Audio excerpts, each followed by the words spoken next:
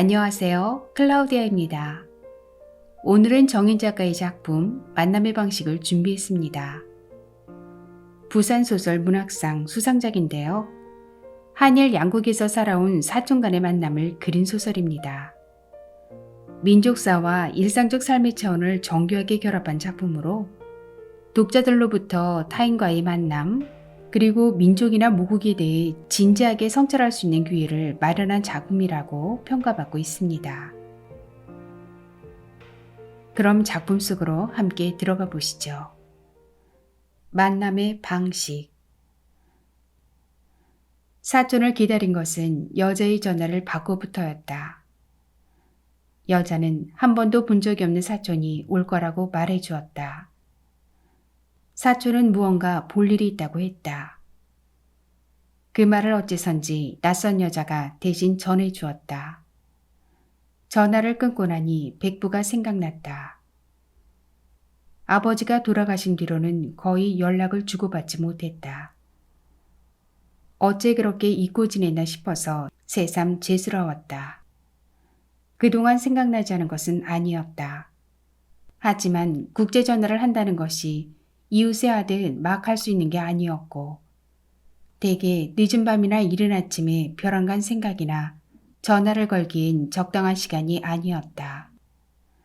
아무리 건강하고 원기왕성해도 노인의 안녕은 알 수가 없는 일이다. 아침 저녁으로 안부를 여쭤도 시원찮은데 1년에 서너 번 전화를 했다가 그나마도 연결이 안 되면 잘 계시겠거니 하고 넘긴 게 벌써 여러 해였다. 마음이 있으면 행동이 따르건만 백부가 우리에게 베푼 걸 생각하면 마음이 모자랐다 할 수밖에 없었다. 지난밤엔 이러다더러 부고를 받는 건 아닌가 싶은 생각이 들어 벼랑간 마음이 죄었다. 그래서 사촌이 오면 할 일이 많았다. 그간의 소홀함을 벌충하듯 백부에게 전화도 넣어보고 사촌과도 이런저런 얘기를 많이 나누고 싶었다. 부엌에선 연방 달그락거리는 소리가 나고 음식을 만드는 냄새도 솔솔 풍겨나왔다. 어머니는 처음 만나는 조카에게 먹일 음식을 장만하느라 새벽부터 분주했다. 또보기는 제 집 앞에 나부죽에 엎드려 어디선가 주워온 뼈다귀를 열심히 뜯고 있었다. 나는 마루에 걸터앉아 뜻대로 되지 않는다고 연방 으르렁거리는 녀석을 지켜보면서 멀리 보이는 차도 쪽으로 자주 눈길을 주었다. 은행나무가 늘비한 도로는 샛노란 터널을 이루고 있었다. 그 사이로 이따금 노선 버스들이 오가는 게 보이고 트럭과 승용차도 심심찮게 도로를 달려갔다. 마루에 앉아 차도에서 바로 동네로 연결된 길을 굽어볼 수 있는 것은 우리 집의 장점이었다. 조부 때부터 살아온 집인데 수리한 후에는 전망 좋고 살기 좋은 집이 되어 아주 만족스러웠다. 어디서부터 손봐야 할지 알 수 없었던 낡은 기와집이 쓰기 편리한 현대식 공간으로 바뀐 것은 백부 덕이었다. 백부는 조부모님 살아계실 적에 불편함을 덜어주기 위해 수리비 일체를 보내주었다. 덕분에 3대째 잘 살고 있으니 백부의 말없는 보살핌은 집안 곳곳에 스며있는 셈이었다. 어머니도 그래서 더욱 음식장만에 마음을 쓰는 것이다.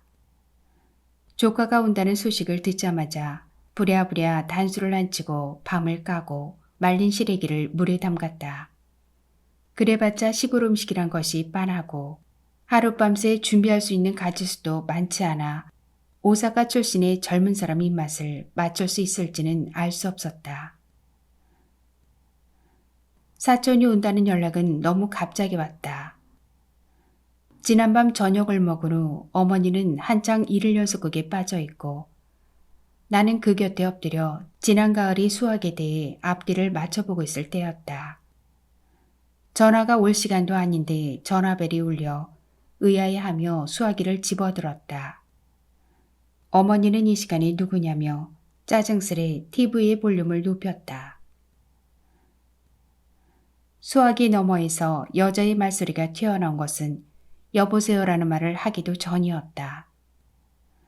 여자의 목소리는 쫓기듯 빠르고 높았다.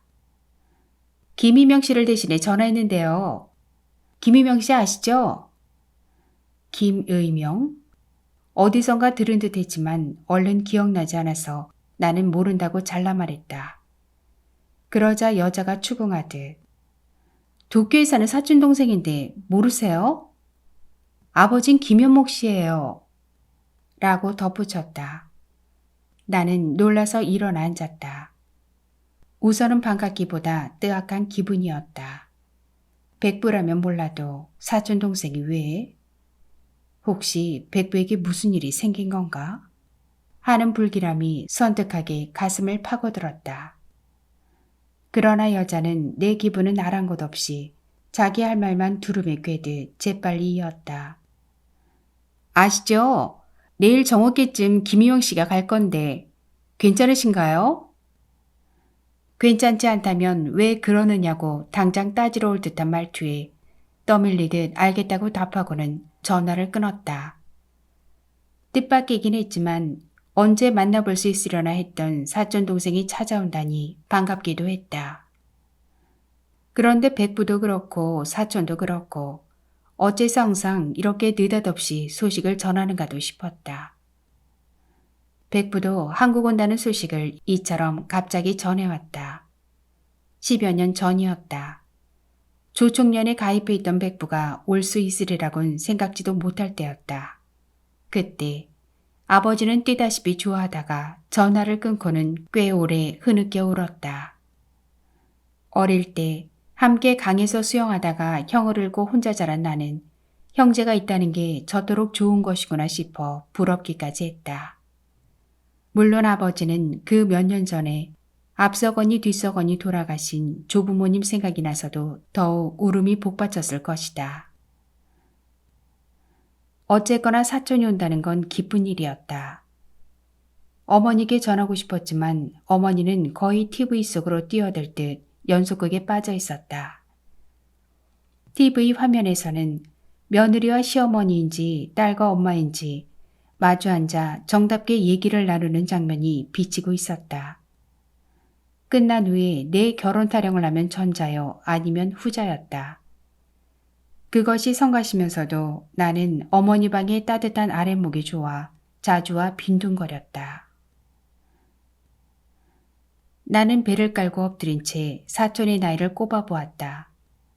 백부가 왔을 때 17인가 된다 했으니 30이나 되었을 것이다. 나와는 12살 차이니 한참 동생뻘이었다. 그 아들을 백부는 52에 낳았다고 했다. 아이가 생기지 않아 포기하고 있었는데 뜻밖에 생겨서 잘못 배달된 선물 상자를 받은 기분이었다고 했다. 그런데 선물이란 게 말이다. 겉만 번드르르 하고 실속이 없는 수가 많잖아. 내 아들이 꼭 그래. 무슨 뜻인지 백부는 그렇게 말하고 자조하듯 웃었다. 그 웃음이 퍽이나 쓸쓸해 보인 건 지금 생각하면 이상한 일이었다. 어쨌거나 우리는 그때 의미도 모른 채 다 같이 웃었다. 그리고는 더 얘기를 듣고 싶었지만 그거 아니라도 할 얘기가 많다며 백부는 화제를 바꿔버렸다. 그 후 백부는 딱 한 번 뜬금없이 아들 자랑을 했다. 누가 들어도 거의 완벽한 아들이었다.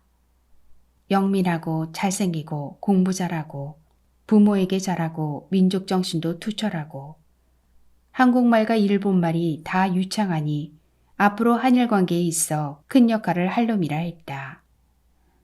말씀도 별로 많지 않은 양반이 50 넘어 낳은 아들이라더니 자랑이 좀 심하다 싶을 정도였다. 그런데 그 사촌이 온다. 나는 무엇보다 백부의 안부가 궁금했지만 사촌이 어떤 녀석인지도 꽤 궁금했다. 누더노? 어머니가 여전히 TV에서 눈을 떼지 않은 채 나를 툭 치며 물었다. 의명이 큰아버지 아들이요. 어머니가 희뜩 나를 돌아보았다. 그리고는 불에 대기라도 한 듯 놀라 돌아앉더니 다잡듯이 물었다. 누구라고? 큰아버지 아들 의명이요.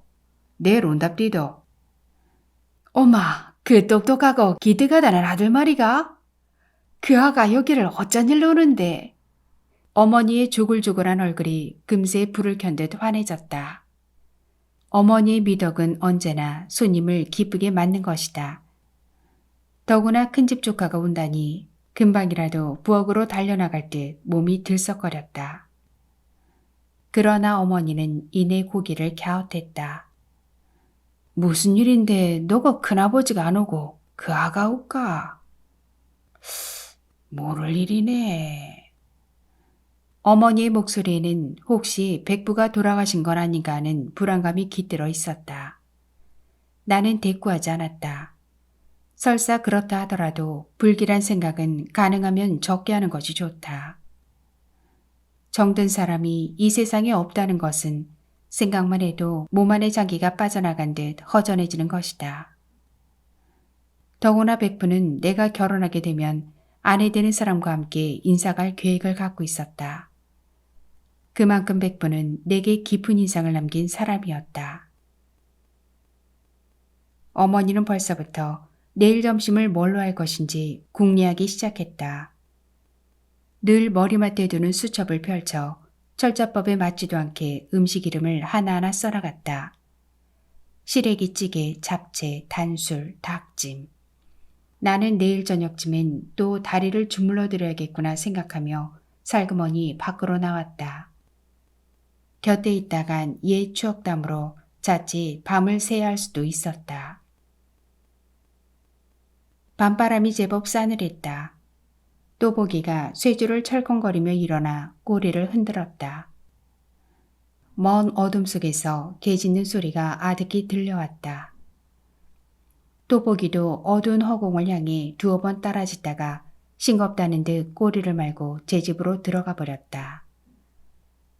고요한 어둠 속에서 바람이 일렁이고 가랑잎이 몰려다니는 소리가 스산하게 들려왔다. 나는 마당에 서서 달빛도 없는 어둠 속에 점점이 떠있는 농가의 불빛들을 바라보았다. 아버지가 생각났다. 백부를 만나 아이처럼 소리내어 울면서 기뻐하던 모습이 눈에 선하다.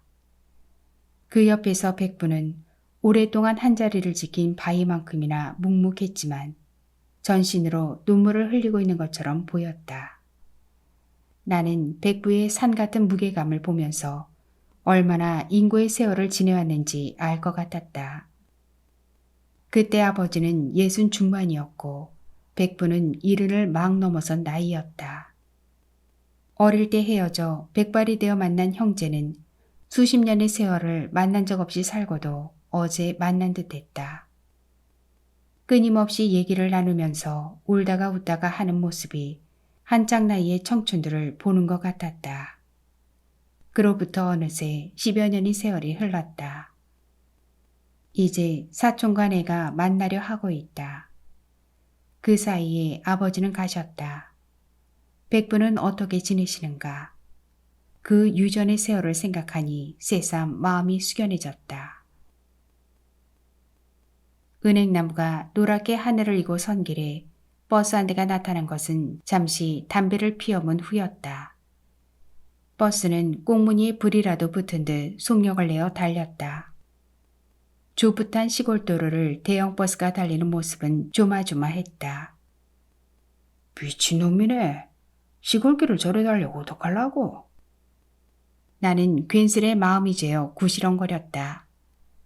그런데 말이 끝나자마자 버스가 마치 내게 대거리하듯 동네 입구로 머리를 들이밀었다. 버스가 마을로 들어오는 일은 1년에 한두 번, 경로당에서 야유에 갈 때나 있는 일이었다. 나는 고개를 갸웃했다. 요 근래 그런 계획을 들은 적이 없었다. 버스는 주춤거리며 점점 우리 집 쪽으로 다가왔다. 나는 설마 하면서도 혹시 사촌이 타고 있는 게 아닌가 하는 생각이 들었다. 아니나 다를까. 버스는 집집마다 문패를 살피는 듯 기어오다가 우리 집 앞에 멈췄다. 나는 슬리퍼를 꿰신고 마당으로 나갔다. 시끄러운 엔진 소리에 지저대는 또보기를 달리며 단박을 보자 검은 바지 정장 차림의 여자가 문패를 확인하고 있는 게 보였다. 아무래도 사촌이 버스를 타고 온 모양이었다. 좀 어처구니가 없어 웃음이 나왔다. 처음 만나는 친척 앞에 나타나는 것 치고는 좀 유별난 등장이었다. 나는 부엌을 향해 어머니를 불렀다. 어머니가 옷에 손을 문질러 닦으며 불이 나게 달려나오다가 담장 너머로 보이는 버스에 눈을 휘둥그레 떴다. 어머니가 옷에 손을 문질러 닦으며 불이 나게 달려나오다가 담장 너머로 보이는 버스에 눈을 휘둥그레 떴다. 설마 저걸 타고 왔으려고 하는 눈길로 나를 돌아보는 순간 맴매하게 생긴 젊은이가 버스 입구에 모습을 나타냈다. 나는 한눈에 그가 내 사촌임을 알아보았다. 생긴 모습이 영락없이 우리 집안 남자였다. 호리호리한 체형에 기름한 얼굴, 뚜렷한 이목구비와 약간 솟은 광대뼈, 뒤로 넘어간 이마. 백부를 닮긴 했지만 편하게 생겼다기보다는 자칫 강벽하게 보이는 얼굴이었다. 그런데 옷차림이 영 눈에 설어 나도 모르게 미간이 찌푸려졌다.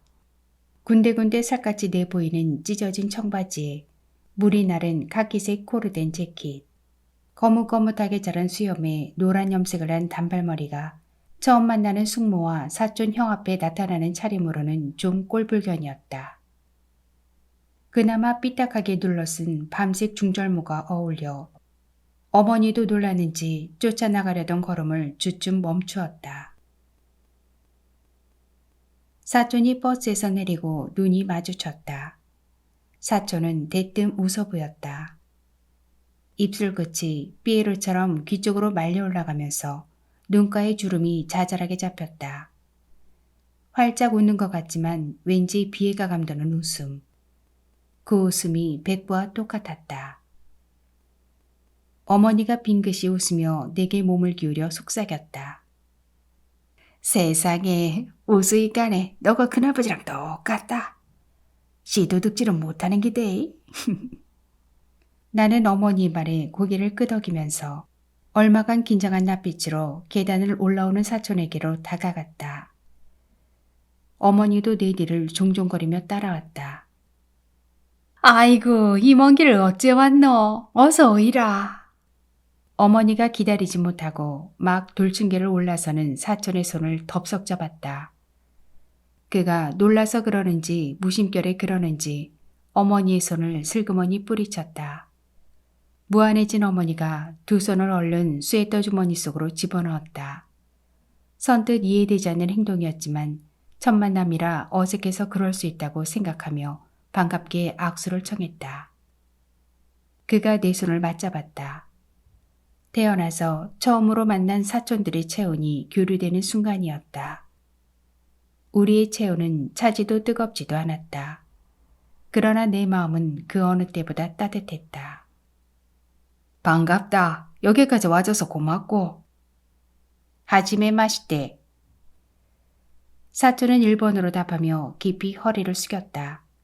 두어 걸음 물러서 있던 여자가 얼른 곁으로 다가와 처음 뵙겠습니다란 뜻이라고 말해주었다. 나는 뜨악했다. 사촌이 장난을 치는 건가 싶었다. 그렇다면 참 재미없는 장난이었다. 그와 나 사이에 차단막 하나가 철거덕 놓인 기분이었던 것이다. 큰아버지는 안녕하시나? 나는 백부의 안부부터 물었다. 사촌은 내게서 눈길을 돌려 여자를 쳐다보았다. 무슨 뜻이냐고 묻는 것 같았다. 여자가 내 질문을 사촌에게 전했다. 나는 도무지 영문을 알 수 없어서 이 사람이 우리말을 못하느냐고 여자에게 물었다. 여자가 그렇다고, 그래서 자신이 통역으로 따라왔다고 했다. 순간 나는 그가 내 사촌이 맞나 하는 의심이 들었다. 어머니도 의아한 눈길로 그를 흘금거렸다. 우리는 백부의 말을 너무나 또렷이 기억하고 있었던 것이다. 도대체 모를 일이었다. 사촌은 이마를 잡고 내리덮는 노란 머리카락을 쓸어 올리며 내 질문에 답했다. 그 얼굴에 분명 내 얼굴이 있었다. 그의 대답을 듣는 여자의 얼굴에 살짝 그늘이 졌다. 이윽고 여자가 나를 돌아보았다. 아버진 3년 전에 돌아가셨답니다. 여자가 조의를 표하는 듯 다소곳이 말했다. 땅바닥이 아래로 한 뼘쯤 꺼져드는 것 같았다. 어머니도 짧게 탄식을 내뱉었다. 지난밤에 불길함을 느끼고 예감했는데도 충격은 컸다. 생각날 때마다 안부만 여쭤봤어도 이런 기분은 아니었을 것이다. 언젠가 백백이 기다리라던 나의 계획은 이룰 수 없는 꿈이 되어버렸다. 밀려드는 자괴감으로 가슴이 뻐근했다. 어머니는 붉어진 눈시울로 원망하듯 사촌을 쳐다보았다. 사촌은 우리의 슬픔과 무관한 얼굴로 두리번거리며 서 있었다. 어머니는 그 무심함에 더 기가 찬 듯 언성을 높였다. 3년이나 됐다고? 우리한테는 와 부고도 안 전했노? 아무리 우리가 못 가본다 해도 소식은 전해줘야 될 거 아이가? 여자가 전할까요라고 물었다. 참 복잡한 절차를 거쳐야 하는 만남이었다. 백부는 가버렸고 백부가 자랑하던 아들은 앞에 있는데 백부의 말과 달리 말이 통하지 않는 사촌이 내 앞에 서 있는 것이다.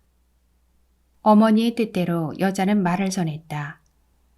사촌이 미안하다고 몇 번이나 머리를 조아렸다. 그 말은 가슴에 와닿지 않았다.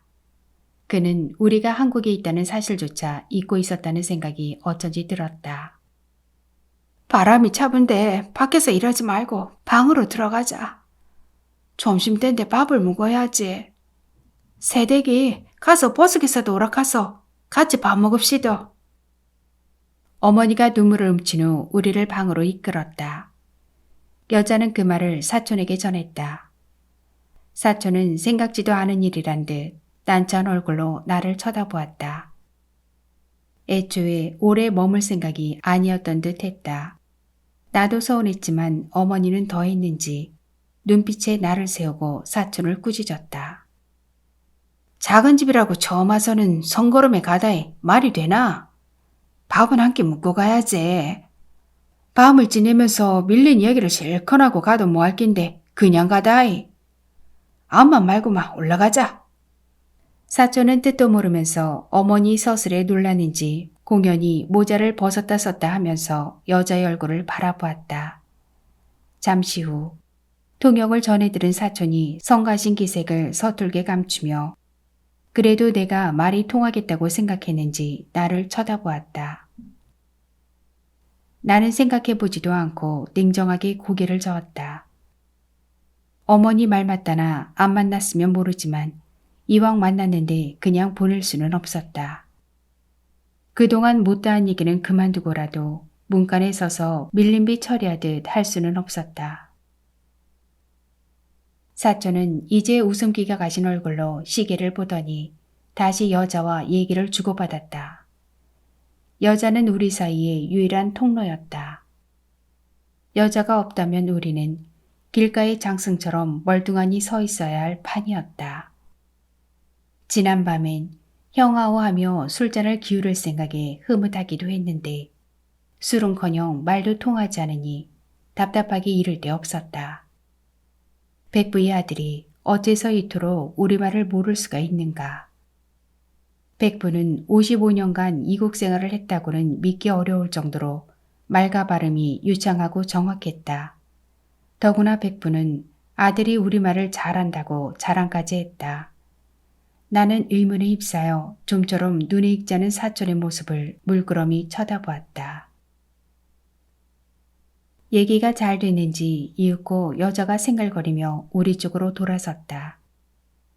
요시아키 씨는 오늘 중으로 볼일을 마치고 부산까지 못 갈까봐 걱정했어요. 시간이 충분하다 했더니 점심 드시겠답니다. 사실은 시간이 넉넉지 않아요. 식사는 마루에서 하면 좋겠다는군요. 갑갑한 걸 싫어한답니다. 어머니는 잘 됐다며 서둘러 부엌으로 들어갔다. 여자도 경쾌한 걸음으로 기사를 데려오겠다며 나갔다. 나는 그들의 뒷모습을 보면서 요시아키란 이름을 속으로 읊조려 보았다. 사촌의 일본식 이름. 우리에겐 의명이었지만 공식적으로는 요시아키. 나를 닮았지만 나와 통하지 않는 언어를 쓰는 사촌. 그에게 나는 마루를 가리키며 앉기를 권하는 일밖에 할 수가 없었다. 사촌은 마루를 흘낏 쳐다보더니 고개를 끄덕이고는 이내 스마트폰을 꺼내 들여다보았다. 중요한 볼일이 있는 건지 어색한 순간을 모면하려는 것인지 알 수가 없는 태도에 다소 불쾌감을 느끼며 그의 노란 뒤통수를 할 일 없이 쳐다보았다. 낯선 사람의 등장이 흥미로운지 또보기가 줄을 끌고 그의 발 아래까지 와서 킁킁거렸다. 스마트폰에서 눈을 뗀 사촌이 또보기를 한번 쓰다듬어 주고는 무심결에 내게 뭐라고 말을 건넸다. 반가웠지만 알아들을 수가 없었다. 사촌이 실수했다는 듯 어깨를 으쓱해 보이며 겸연쩍게 웃었다. 나도 따라 웃었다. 할 수만 있다면 무슨 얘기든 하고 싶었다. 하다못해 또보기가 떠돌이 개였다는 것, 백부가 왔을 때도 있었다는 것, 이제는 늙어 작은 뼈다귀 하나도 뜻대로 못한다는 것, 그래도 아직 쥐는 잘 잡는다는 등의 얘기라도 하고 싶었다. 사실은 백부가 어떻게 가셨는지, 고통을 겪지는 않았는지, 백모님은 어떤 분인지, 오늘온 용무가 무엇인지, 그가 왜 대형버스를 대절해 왔는지 물어보고 싶은 것도 많았다. 무엇보다 백부가 말한 아들과 내 눈앞에 있는 사촌이 왜 이렇게 다른지 궁금했다. 하지만 부질없는 바람이었다. 우리는 말이 통하지 않았고 바디랭귀지라는 망구 공용어는 그런 대화에는 아무런 도움도 되지 못했다. 그저 마루를 가리키며 가서 앉자는 마음이나 전할 수 있을 뿐이었다. 나는 또다시 마루를 가리켰다. 무언가 행동을 하지 않으면 안 될 것 같은 조바심이 자꾸 나를 밀어붙였다. 사촌이 마지못한 듯 돌층계를 올라서 엉거주춤하게 마루에 엉덩이를 걸쳤다. 금방이라도 튀어나갈 듯한 모습이었다. 웃음이 사라진 사촌의 얼굴은 입을 앙담은 조개처럼 완고해 보였다. 나는 고개를 돌려버렸다. 한창때가 지난 늦가을 풍경이 한눈에 밀려 들어왔다. 색깔이 바래가는 풍경 속엔 소멸하는 것들의 비애가 스며 있었다. 오늘따라 그것이 애달프게 다가왔다. 농가의 담장 사이로 비죽이 고개를 내민 감나무마다 매달린 까치밥마저 잘못 걸어놓은 등롱처럼 애처로웠다. 백부의 얼굴이 그 사이를 비집고 들어왔다. 내 평생 단 한 번, 나흘 동안 본 게 전부였다. 그 나흘 동안 백부는 지금까지 봐온 어떤 사람보다 더 깊이 내 마음에 남았다. 2000년, 21세기가 시작된다고 한 그해 7월에 백부는 조정년 동포 고향 방문단의 한 사람으로 왔다. 백부는 그다지 말이 없는 사람이었다. 사업체가 몇 개나 될 만큼 재산을 모았다고도 하고 덕성스러운 미모의 아내와 늦었지만 아들도 둔 가질 것 다 가진 사람으로서 할 얘기가 많을 것도 같은데 백부는 자기 얘기를 거의 하지 않고 우리 얘기를 더 많이 듣고 싶어 했다. 마치 가족이 옛 추억담 속에서 잃어버린 시간을 낱낱이 꿰어 가슴에 안고 가려는 사람 같았다. 백부는 또 자주 웃었다. 점잖고 단정하게 생긴 얼굴이 웃을 때면 번번이 입이 귀에 걸렸다. 그 웃음은 아기처럼 근심 없이 보였지만 불현듯 눈물이 반짝이는 듯도 했다. 나는 백부가 매일 이른 아침 조부모님이 산수에 가서 목 놓아오는 것도 알았다. 아침마다 뒷산 대밭을 한 바퀴 돌아오는 습관 때문에 산에 오르다가 그 장면을 보았다. 긴 세월 참았던 눈물이 부모 앞이라서 그렇게 터져 나오는 것인지 참 서럽게도 울었다. 그때 나는 백부에 대해 잘 모르면서도 또 다 알 것 같은 느낌이 들어서 혼자 눈시울을 붉혔다. 나는 그 나흘 동안 백부의 불그레해진 눈과 마주치지 않으려 일부러 산에서 늦게 내려오곤 했다. 그러면 백부가 나를 기다리고 있다가 함께 밥 먹자며 두레상 앞으로 끌어안치곤 했다. 그리고는 부모 모시고 착실하게 잘 살고 있어서 고맙다고 했다. 빨리 결혼하라는 말을 하면서 자손이 귀한 집안에선 그게 제일 큰 효도라고도 했다. 그러면서 세상 일 중에 자식과 결혼만큼 뜻대로 안 되는 일도 없더라는 말도 덧붙였다. 그 기억들이 너무나 생생해서 백부가 이 세상에 없다는 사실이 믿어지지 않았다.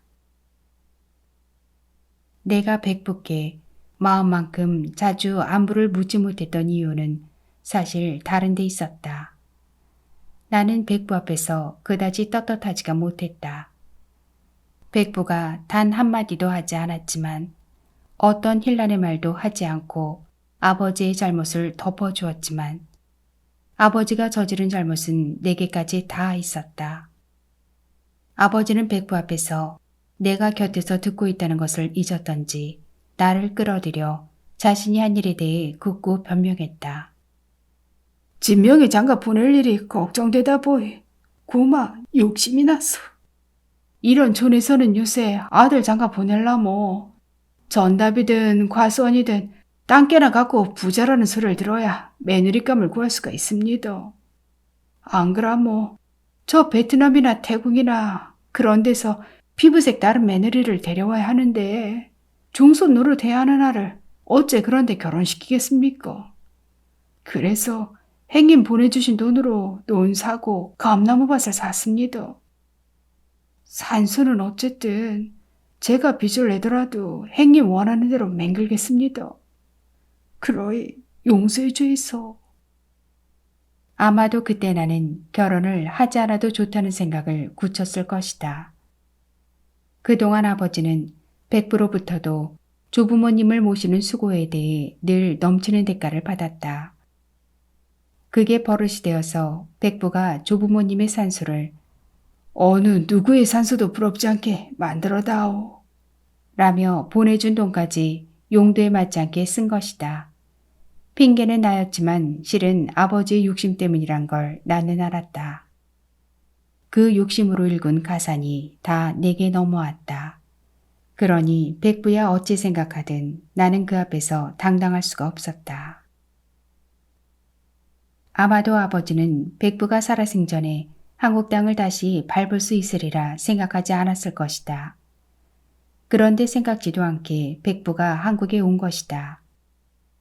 백부는 고향에 도착하자마자 자신이 번 돈으로 번듯하게 탈바꿈한 부모의 산소를 보고 싶어 했다. 비록 그것이 죽은 사람과는 아무 상관없는 부질없는 짓이라 하더라도 그동안의 불효에 대한 백부만의 속죄의식이었을 것이다. 그것을 아버지는 아무 생각도 없이 가로채버렸다. 그리고는 갖은 국리 끝에 결국 나를 팔아서 그 난관을 벗어났다. 백부도 그것을 모르지 않았다. 그럼에도 담담하게 그 구구한 말들을 다 들었다. 그리고는 단 한마디 됐다 라는 말을 했을 뿐이었다. 그 말소리가 지금도 귀에 쟁쟁하다. 더하지도 덜하지도 않게 단호하고 엄중한 말투. 그건 아무나 할 수 있는 대답이 아니었다. 훗날 어머니가 너가 큰아버지는 돈도 많은데 그가 걸로 화를 냈겠나? 라며 그 일을 대수롭지 않게 여기는 듯 말했을 때 내가 다락같이 화를 낸 것도 그래서였다. 그 백부의 아들이 나와 말이 통하지 않은 채 우두커니 내 곁에 앉아있다는 사실은 유감스럽기 짝이 없었다. 어째서 단 한마디도 우리말을 못하는 것인지 백부는 어쩌자고 그렇게 거짓말을 한 것인지 도대체 알 수가 없었다. 진명아, 그 상 펴라. 어머니가 부엌에서 고개를 내밀고 외치다시피 말했다. 나는 말 위에 올라가 벽장에서 그 상을 꺼내 행주로 닦았다. 대여섯 명이 앉을 수 있는 둘의 상이었다. 백부가 오셨을 때 아침마다 폈던 상이기도 했다.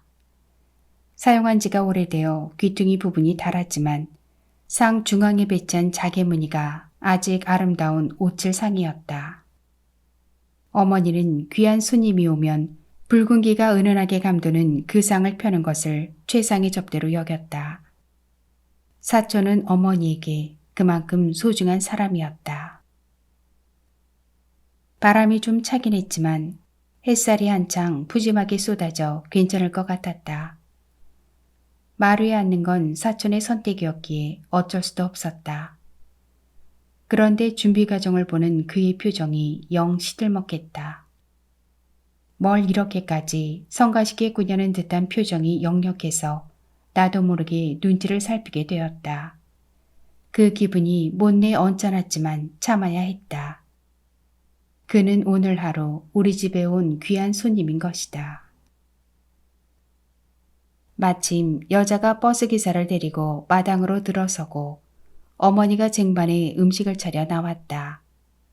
평소 음식 솜씨가 좋다는 말을 많이 듣는 어머니는 마음껏 솜씨를 발휘했는지 생각보다 가지수가 많았다. 여자가 잽싸게 쟁반을 받아들다가 이걸 언제 다 먹냐며 깜짝 놀라는 신용을 했다. 버스 기사도 내심 반가운지 얼른 신발을 벗고 마루에 올라앉았다. 사촌만이 아직 신발을 벗을 생각도 않고 선체로 쭈뼛거리고 있었다. 그 모습을 보니 가고 싶어 할 때 보내버리지 않은 것이 후회스러웠다. 나는 점점 그가 못마땅해지고 있었다. 어머니가 물병을 들고 나오다 왜 그러고 있냐며 사촌의 팔을 잡아 끌었다. 오늘 보모 언제 볼지 모르는데 와 그래 장승같이 서있노. 이리 와 앉아봐라. 어머니는 그와 말이 통하지 않는다는 사실을 모른다는 듯이 대했다. 그가 머리를 조아려가며 어머니께 이끌려 마루에 앉았다. 그 모습이 마치 고집센 강아지가 억지로 끌려오는 듯한 모습이어서 절로 눈살이 찌푸려졌다. 숫기가 없는 것인지 뭐가 그렇게 못마땅한 것인지 알 수 없는 태도에 나는 조금씩 질리고 있었다. 우리는 마치 한 가족처럼 두레상에 둥그렇게 둘러앉았다. 버스기사가 입맛을 다시며 완전히 처갓집 가서 첫상 받은 기분이라며 너스레를 떨고 여자도 어머니 솜씨가 보통이 아니라면서 한껏 어머니를 추어올렸다. 어머니는 신이 나서 두 사람의 말을 기분 좋게 받았다. 이게 다 우리 조카 덕이니까 실컷 먹고 갈 때 잘 모시고 가서. 버스기사가 염려 마시라며 닭찜을 한 조각 입에 넣더니 자신이 주빈이기라도 한 양 사촌에게도 먹어보라고 권했다. 이런 걸 안 먹고는 한국 가서 한국 음식 먹었다 할 수가 없다며 통역을 좀 하라고 여자를 재촉했다. 그래도 사촌은 상위에 차려진 음식을 물끄러미 들여다보기만 했다. 참 이상한 놈이었다. 일본에서는 한류 열풍이 불어 음식도 그렇게 인기라는데 사촌은 눈앞에 놓여있는 맛깔스러운 한식에도 도무지 관심이 없었다. 그런데 어머니는 혹시 사촌의 입맛에 맞는 음식이 없을까봐 애달아 하며 자꾸만 사촌 앞으로 음식들을 당겨다 놓았다. 오래전 백부는 그득한 상차림에 놀라서 동그래진 눈으로 한참 이것저것 살펴보았다. 그때도 어머니는 혹시 백부의 마음에 들지 않을까봐 마음을 졸였다. 그러나 백부는 잠옷 감기 어린 표정으로 하나하나 집어서 살뜰하게 맛을 보고는 어머니께 최고라며 엄지손가락을 찢겨 보여 어머니를 기쁘게 했다. 어머니는 또 그때와 같은 찬사를 기대하고 있는 것인지 이젠 아예 사촌의 앞접시에 음식을 덜어다 놓았다. 나는 사촌의 미간이 좀 더 찌푸려지는 걸 보면서 어머니의 관심을 돌려놓기 위해 백부가 많이 아프셨느냐고 여자에게 물었다. 배가 고팠는지 이것저것 거머 먹다시피 하던 여자가 입안에 들어있는 음식을 얼른 삼킨 후 사촌에게 질문을 넘겼다. 통역이 여자의 할 일이긴 했지만 미안했다. 하지만 누구라도 숟가락만 놓으면 금방 일어설 준비를 하고 있는 사촌에게 그쪽 얘기를 좀 들어보려면 어쩔 수가 없었다. 이대로 헤어지면 다시 못 볼 게 분명했다. 형제도 50년 넘게 만나지 못하고 살다가 고작 나흘을 함께 보내고는 다시 만나지 못했는데 사촌쯤이야 평생 못 본들 어떠랴. 적어도 사촌의 태도는 분명 그랬다. 사촌의 대답은 제법 길었다. 나는 별 식욕도 없이 숟가락질을 하며 귀에 겉도는 이국의 언어를 그냥 듣고 앉아 있었다. 말만 통해도 이렇게 서먹하고 어색하게 앉아있지 않아도 되리라 싶으니 안타깝기 그지없었다. 얘기를 듣는 여자의 표정이 미묘하게 흔들렸다. 이윽고 나를 돌아보는 여자의 표정에 안쓰러움이 가득했다. 그러나 내게 들려준 말은 간단했다. 심근경색이었대요. 어머니가 돌아가신 후에 수년 동안 혼자 계셔서 건강관리가 잘 안 되었다네요. 그래서요? 나는 되물었다. 사촌이 한 말을 다 전하지 않았다는 생각을 떨칠 수가 없었다. 여자는 눈썹을 치뜨고 시침을 뗐다. 뭔가 미심쩍었지만 여자가 말해주지 않는 데야 방법이 없었다. 여자는 천연덕스럽게 다시 밥을 먹기 시작하고 나도 밥을 한 술 더 입에 넣었지만 생쌀을 씹는 것 같았다. 누군가와 함께하는 식사 자리가 이렇게 곤혹스러웠던 적은 없었다.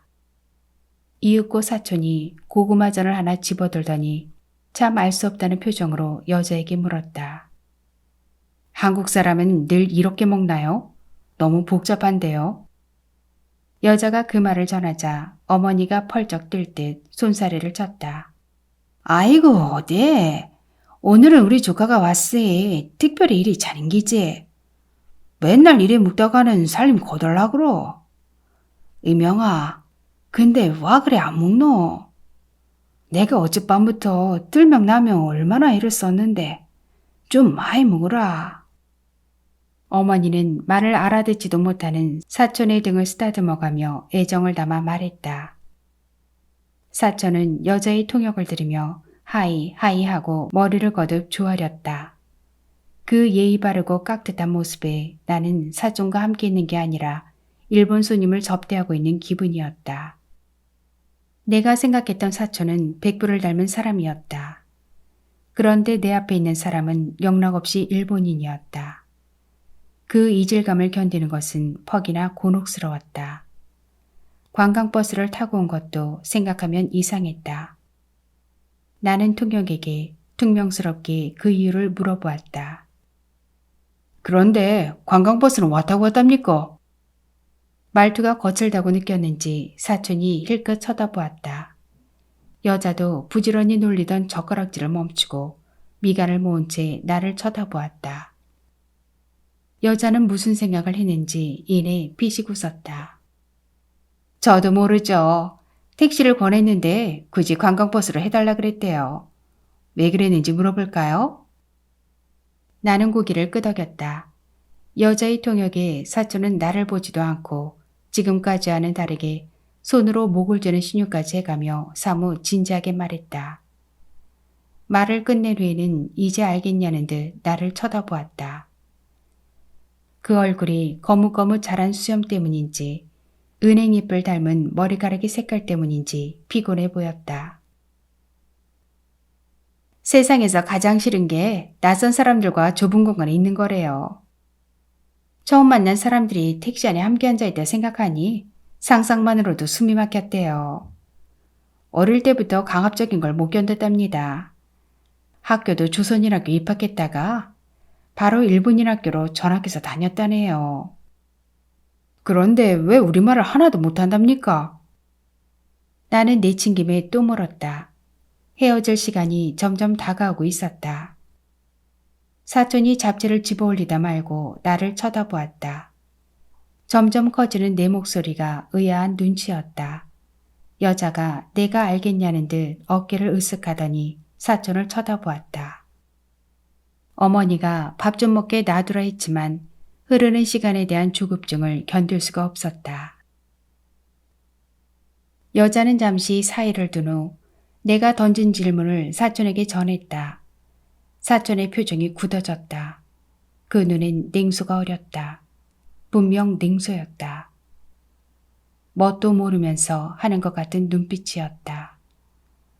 나의 오해인지도 알 수 없었다. 사촌은 이내 고개를 돌려 여자에게 한참 동안 말을 이어갔다. 내가 알아들을 수 없는 말을 이어나가는 목소리는 나직하고 우물했다. 여자가 고개를 끄덕여가며 사촌의 얘기를 다 듣고는 내게 전했다. 살면서 혼란스러운 게 그렇게 싫었대요. 기억하고 싶지 않은 것도 많았고요. 그래서 잊을 수 있는 건 다 잊었대요. 사실 말이란 사용하지 않으면 생각보다 빨리 치거든요. 요시야키 씨의 아버지는 요시야키 씨가 한국인으로 남길 바랐지만 본인은 일찍부터 일본에서 한국인으로 사는 게 싫었대요. 혼란을 견디고 싶지 않았다는군요. 그 땅에 사는 한 최대한 그 나라 사람이 되고 싶었대요. 그러고 나니 오히려 사는 게 편해졌대요. 요시야키 씨의 아버지는 그런 요시야키 씨를 못마땅해서 갈등이 심했고 사춘기 이후로는 거의 관계를 끊고 살았다는군요. 한국에 온 것은 그래도 아버지의 유언을 모른 척할 수가 없어서래요. 돌아가신 지 3년 됐는데 3년 이내로 꼭 실천하라며 유서에다 써두셨더래요. 지금까지도 그랬지만 앞으로도 요시아키 씨는 일본인으로 살아갈 거래요. 아내도 일본 사람이라는군요. 나는 사촌을 돌아보았다. 사촌은 나를 보지 않았다. 우리는 서로에 대해 아는 게 너무도 없었다.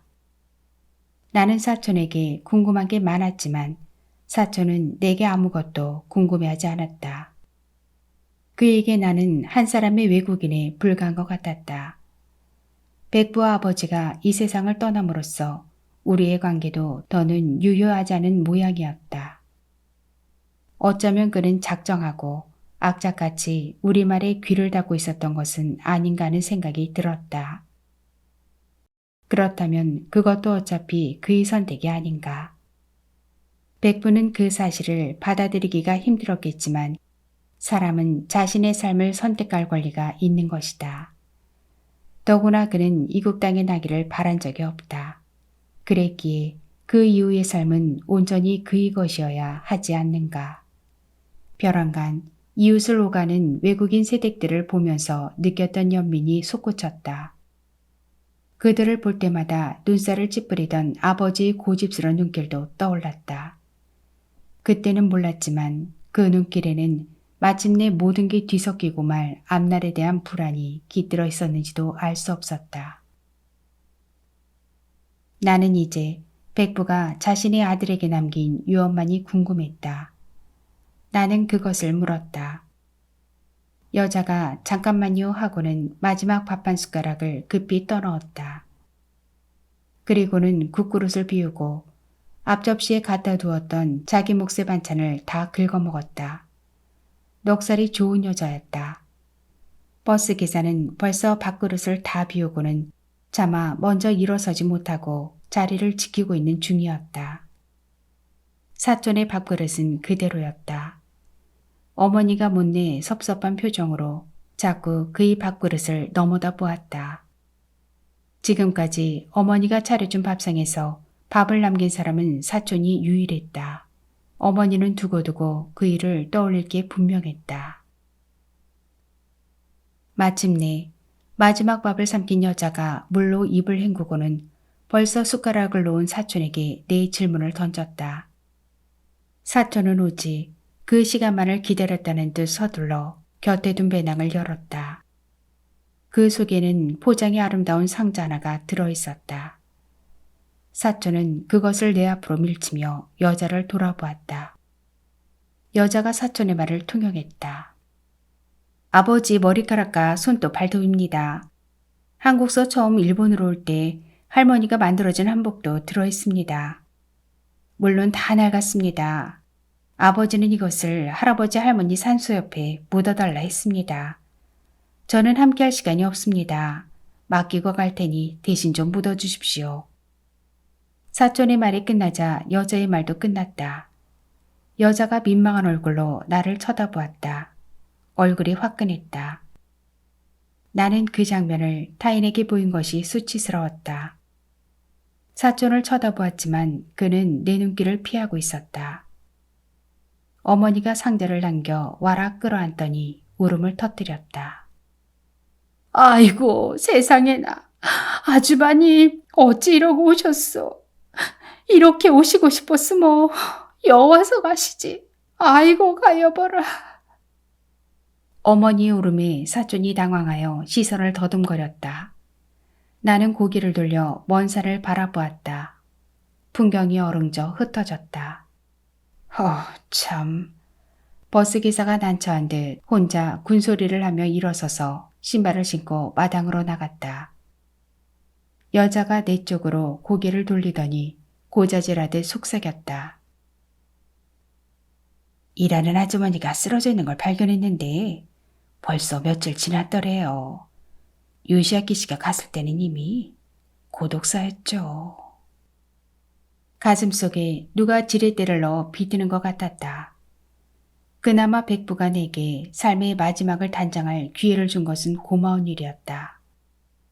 사촌은 더는 감당하고 싶지가 않은지 결연하게 일어섰다. 어머니가 상자를 끌어안은 채 서운한 것인지 화가 난 것인지 알 수 없는 눈길로 사촌을 올려다보았다. 무슨 말인가 하려는 것 같았지만 울음에 겨워 고개를 돌려버렸다. 사촌은 무색한 얼굴로 목례를 하고는 구두를 찾아 신고 마당으로 나갔다. 한쪽으로 비켜 서 있던 여자가 어머니에게 작별 인사를 했다. 이만 가보겠습니다. 맛있는 점심 잘 먹었습니다. 오래 기억에 남을 거예요. 어머니는 인사를 받지 못했다. 내가 대신 고개를 끄덕였다. 어머니가 사촌을 위해 차린 밥상은 그에게가 아니라 타인에게 깊은 인상을 남겼을 뿐이었다. 나는 씁쓸한 심정으로 마당으로 나갔다.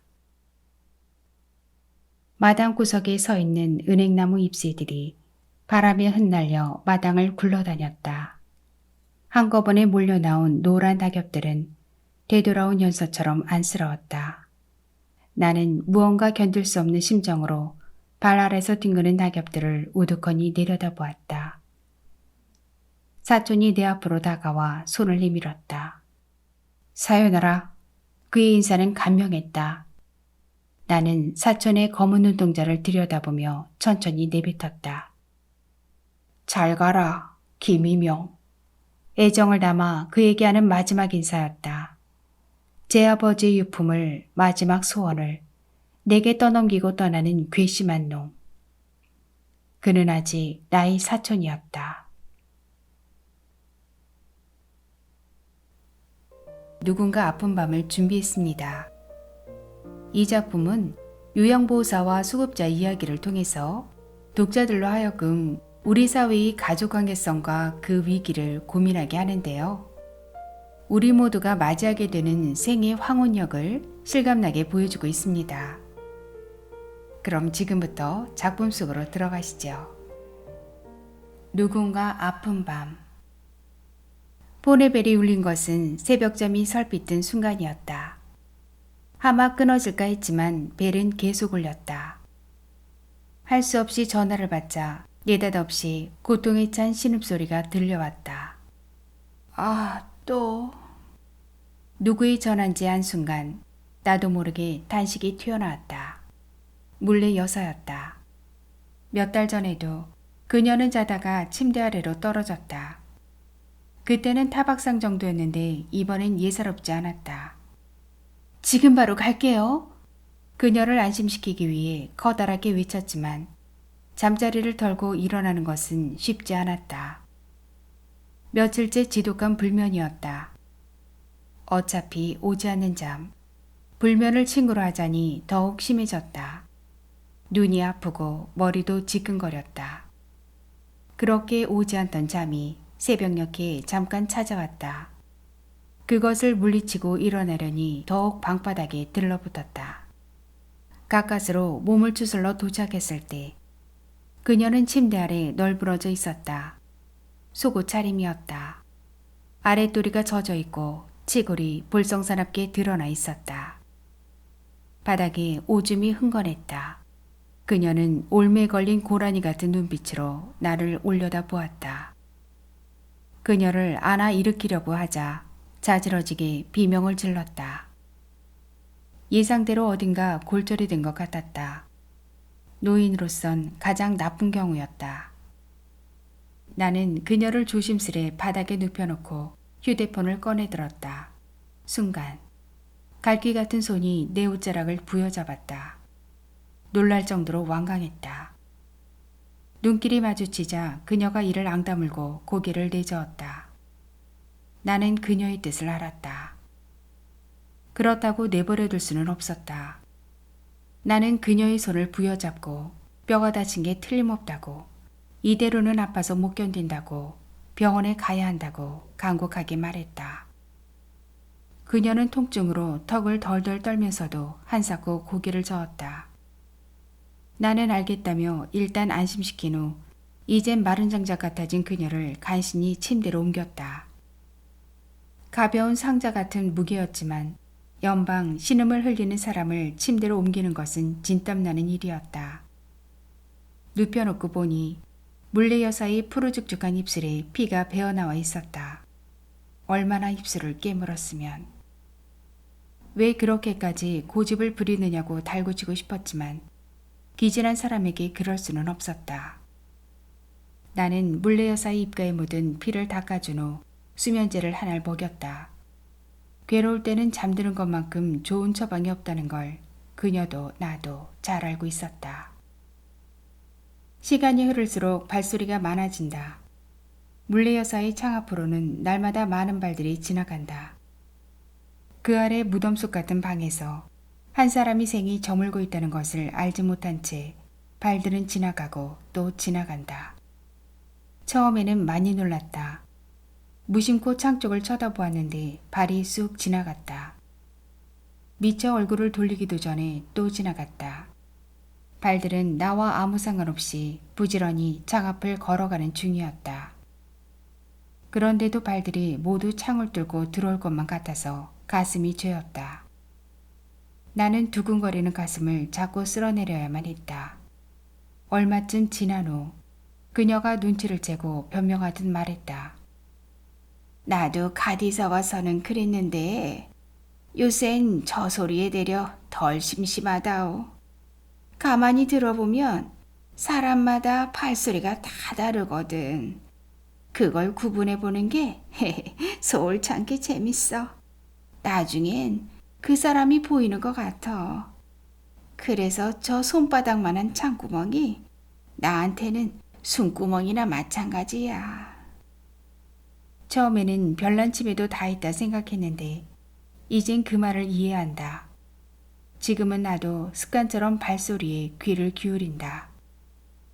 다급하게 가까워졌다가 꼭 그만큼 멀어져가는 소리들. 또각또각, 뚜벅뚜벅, 터덜터덜, 자박자박, 질질. 사람들의 발소리는 참으로 다양하다. 그만큼 사연도 많을 것이다. 이곳에 와서야 그걸 알았다.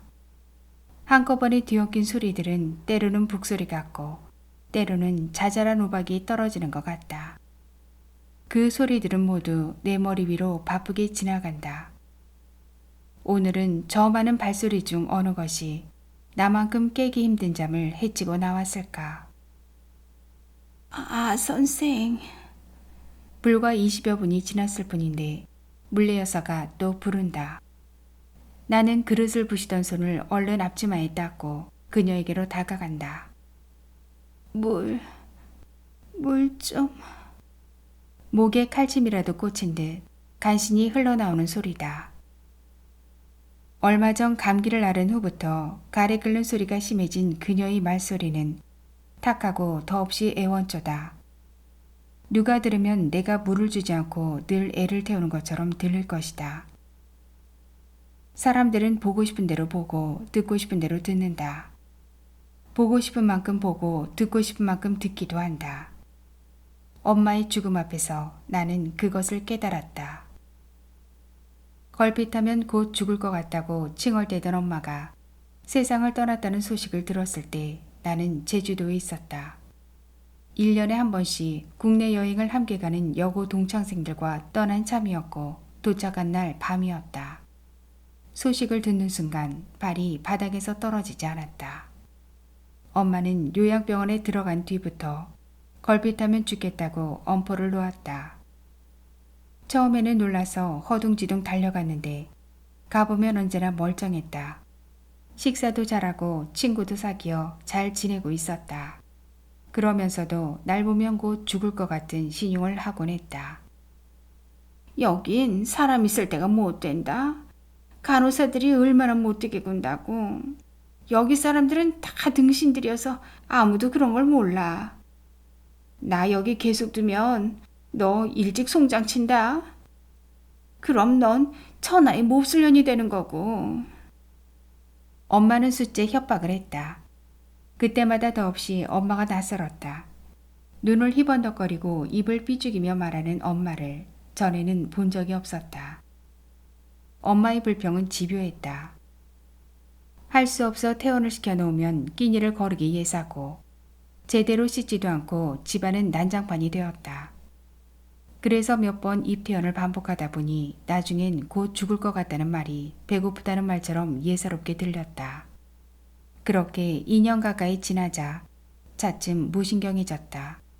엄마가 숨이 넘어가는 소리로 전화를 해도 바로 달려가지 않는 날이 늘어났다.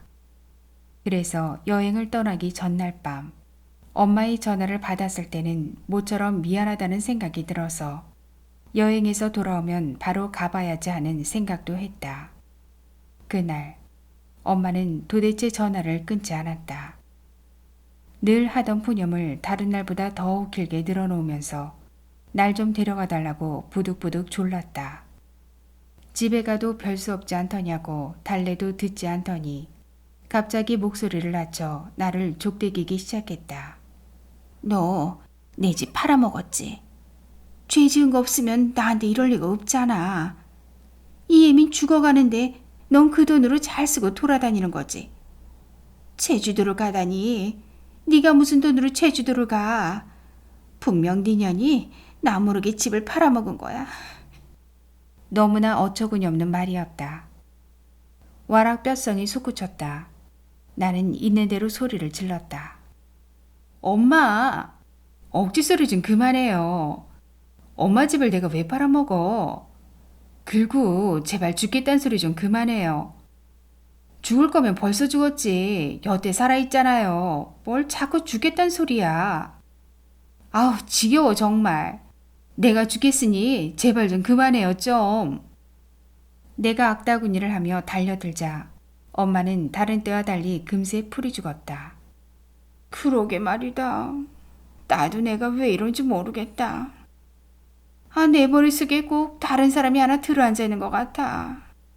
안 그러고 싶은데 누가 자꾸 그런다. 그러니 죽을 것 같지. 그리고 엄마는 내가 대꾸할 새도 없이 전화를 끊어버렸다. 갑자기 맥이 풀렸다. 평소에는 야무지고 따뜻한 성품에 사려가 깊어서 누구나 호감을 갖던 엄마였는데 그렇게 변해버린 것이 슬펐다. 치매가 서서히 진행되고 있다는 사실을 깜빡 잊고 엄마를 몰아붙인 내가 한심하기도 했다. 엄마에게 그 병은 너무 심술궂었고 우리에겐 잔인했다. 나는 낯선 폭군에게 잘 적응하지 못했다. 그래서 번번이 당황했고 자주 인내심을 잃었다. 전화를 끊고는 곧 후회가 되어 다시 엄마에게 전화를 걸었지만 받지 않았다. 가볼까 했지만 또 같은 넋두리를 듣느라 금세 일어서지 못할 걸 생각하니 지레 피곤했다. 다음 날엔 제주행 첫 비행기를 타야만 했다. 나는 그것을 핑계 삼아 마음을 주저앉히고 일단 다녀와서 보자고 오늘은 모른 척하자고 눈을 질끈 감았다. 다음 날 아침 엄마는 침상에서 차갑게 식은 채 발견되었다. 심근경색이었다. 갑자기 말문을 닫고 창백해진 나를 친구들은 의아해했다. 도저히 말이 나오지 않았다. 감정이 굳어버린 듯 눈물도 한 방울 나오지 않았다. 너무나 이기적이었던 내가 참담할 만큼 싫었고 그만큼 죄책감도 깊었다. 당일 항공권은 구할 수가 없었다. 이튿날 첫 비행기를 예약하고 뜬 눈으로 꼬박 밤을 새운 후에야 내가 먼저 갈 수밖에 없는 이유를 말했다. 동창들은 생각보다 훨씬 더 놀랐다. 생각지도 않게 여행을 중지하고 함께 가자는 쪽과 그래도 남은 일정은 맞춰야 한다는 쪽으로 나뉘었다. 다행히 나만 떠나고 여행은 계속되었다. 그 후 그들은 내가 엄마의 죽음을 하룻밤이나 알리지 않고 지냈다는 것, 눈물 한 방울 흘리지 않았다는 것을 두고 별의별 말을 다 했다. 얘기가 돌고 돌아 내게 왔을 때는 엄마와 나 사이에 있지도 않았던 일들이 있었던 것처럼 꾸며져 있었다.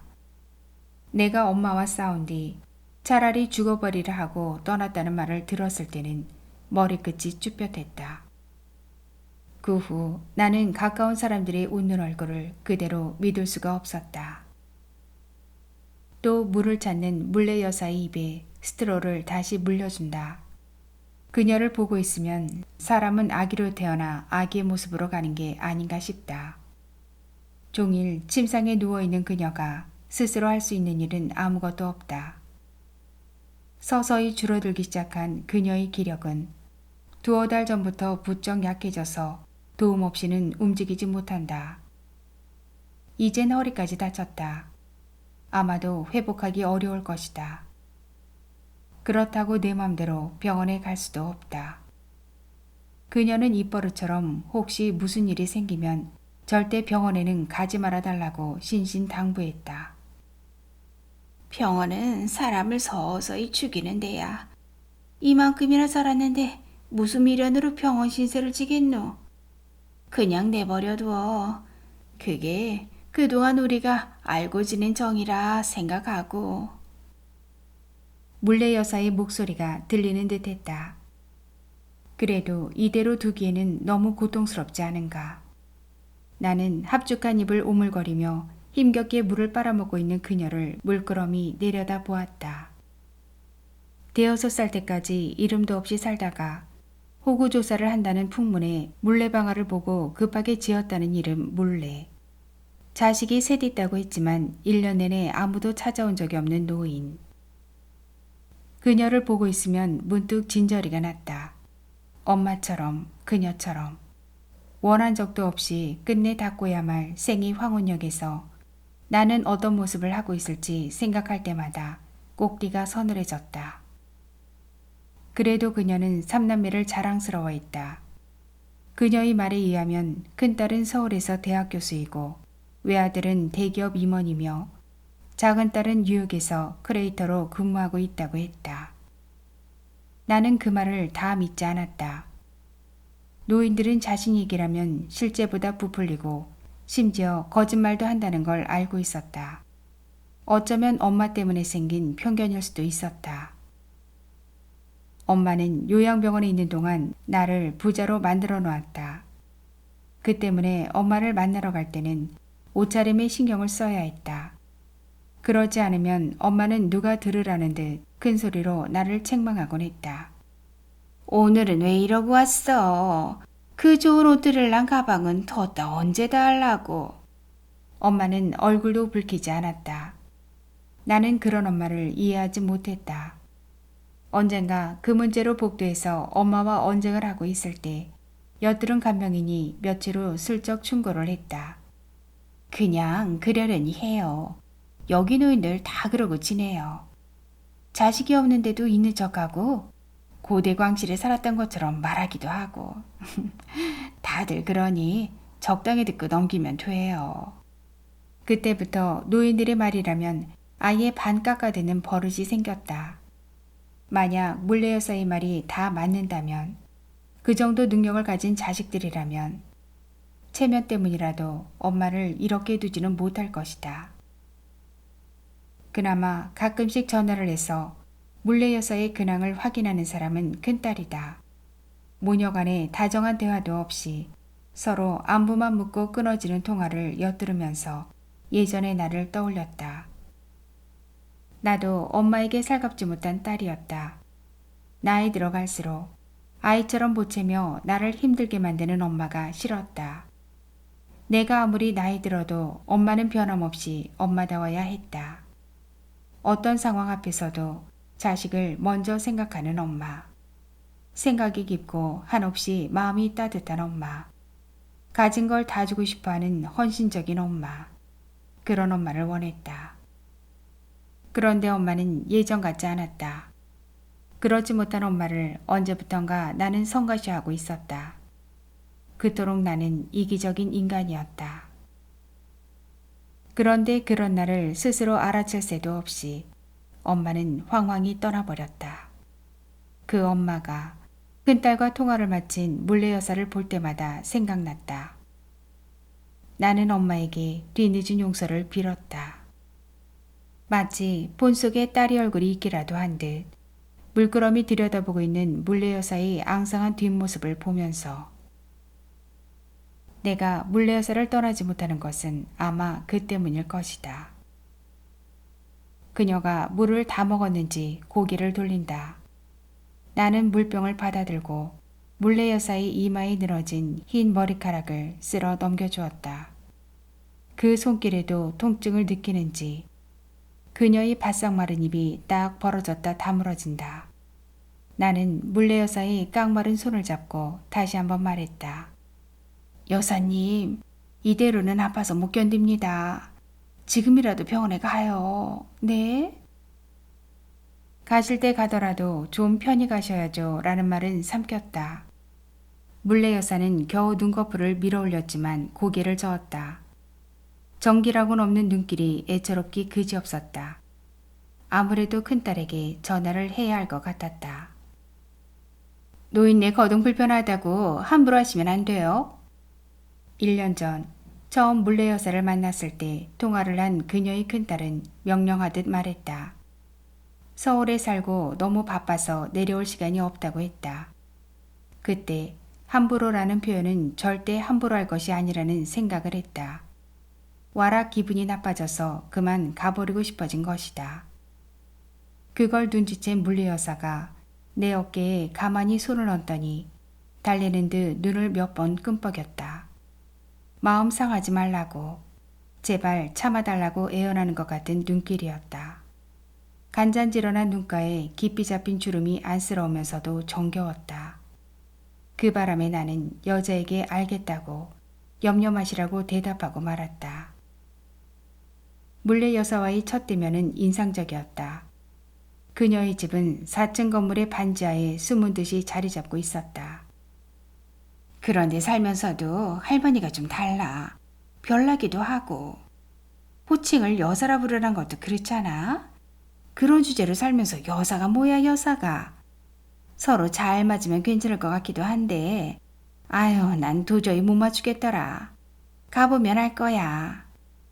사무실 문을 나서려는데 이틀 전까지 물레 여사를 돌봤던 장 선생이 말했다. 격려인지 우려인지 알 수 없는 말이었다. 그 전날 센터장은 물레 여사와 한참 실랑이를 벌였다. 경력 7년 차인 장 선생마저 더는 못하겠다고 손을 든 때문이었다. 너무 까다로워요. 장 선생의 한마디에 센터장은 한숨을 깊이 쉬었다. 그동안 짧으면 일주일, 길어봤자 한 달 만에 그만둔 사람이 한둘이 아니었다. 장 선생은 그나마 2달은 견딘 베테랑이었다. 센터장은 좀째 전화를 끊지 않는 물레 여사에게 사정하듯 말했다. 저도 빨리 보내드리고 싶지만 갈 사람이 없어요. 좀 기다리시든가 다른 센터를 알아보든가 하세요. 한 사람의 수급자가 아쉬운 센터장도 이젠 포기하는 듯 했다. 물레 여사는 전화를 끊지 않았다. 당장 보내라고 호통을 쳤다가 다시 사정하는 소리가 내게까지 들렸다. 그때 센터장과 눈이 마주쳤다. 아마도 센터장은 될 대로 되라는 심정으로 왕초보인 나를 생각했을 것이다. 전화를 끊고 돌아서더니 내게 의사를 물었다. 잠시 망설이다가 나는 고개를 끄덕이고 말았다. 아무도 돌보려 하지 않는 그녀가 가여웠고 대체 어떤 노인인지 호기심도 생긴 탓이었다. 물레 여사는 내게 2번째 수급자였다. 첫 번째는 2달 만에 그만두었다. 치매 증세가 있는 노인이 나를 자꾸 도둑으로 몰아 하루도 편할 날이 없었다. 그 가족들은 날 믿는다고 했지만 날마다 모욕을 견디며 지낼 수는 없었다. 비록 요양보호사가 나처럼 특별한 능력이 없는 사람이 할 수 있는 직업이긴 해도 모욕을 견뎌가며 할 만큼의 직업정신이 내게는 없었다. 퇴직 후 대리기사를 하는 남편을 돕고 싶어 시작한 일인데 생각보다 감정노동이 심해서 계속 할까 말까 갈등이 떠나지 않았다. 나는 폰의 지도가 가리키는 대로 몇 줌 정도의 빛이 새어드는 계단을 조심조심 내려갔다. 계단 끝에 이르자 그 빛마저 사라져 갑자기 컴컴해졌다. 놀라서 두리번거리는데 뒤늦게 센서등이 켜졌다. 눈앞에 두 개의 문이 나란히 나타났다. 주소를 보니 오른쪽이 그녀의 집이었다. 두 번째 수급자는 부디 나와 잘 맞기를 바라며 벨을 눌렀다. 즉각 대답 소리가 들려왔다. 새 요양보호사를 보낸다는 말에 벨이 울리기만 기다린 것 같았다. 그러나 문이 열리기까지는 한참 걸렸다. 이윽고 문이 열렸다. 순간 나는 집을 잘못 찾았나 싶어 당황스러웠다. 눈앞에 나타난 사람은 내가 상상했던 허리가 구부정하고 주름투성이에 심술궂은 얼굴을 한 노인이 아니었다. 스카이블루의 샤넬풍 투피스에 새하얀 머리카락을 단정하게 빗어넘기고 얇게 화장을 해서 기분마저 느껴지는 모습을 한 노인이었다. 언제적 옷인지 품이 커서 겉돌긴 해도 옷을 입은 맵시가 한때는 그녀가 꽤 멋쟁이였을 거란 생각이 들게 했다. 좁은 깃에 꽂은 양귀비꽃 브로치와 처진 귓볼에 앙증맞게 매달린 작은 진주 귀걸이도 그랬다. 그녀가 짚고선 꽃무늬 프린트의 지팡이도 그녀의 보행을 돕기 위한 것이라기보다 패션을 완성하기 위한 소품 같았다. 나는 뜨악한 눈길을 감추지 못하고 물었다. 이물레 여사님이세요? 그녀가 웃으며 고개를 끄덕였다. 어서 들어오후. 아무도 안 올까봐 걱정했는데 고맙소. 내 오늘은 잘 보이려고 이 옷까지 꺼내 입어봤다오. 그녀가 자잘하게 주름이 잡힌 작은 입술을 오므려 웃으며 말했다. 나이답지 않게 애교스러운 말투였다. 처음 뵙겠습니다. 하선미입니다. 나는 허리를 깊이 숙였다. 그리고는 이렇게 멋진 모습으로 맞아주시니 제가 손님으로 온 것 같다고 느낀 대로 말했다. 그녀가 큰 소리로 웃었다. 이가 듬성듬성한 입속이 환하게 드러나도록 웃는 모습이 천진해 보였다. 나도 따라 웃었다. 기분 좋은 만남이었다.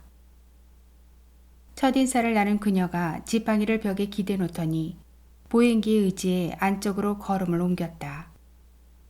보기와 달리 걸음이 몹시 허찡거렸다. 87, 그럴만도한 나이였다.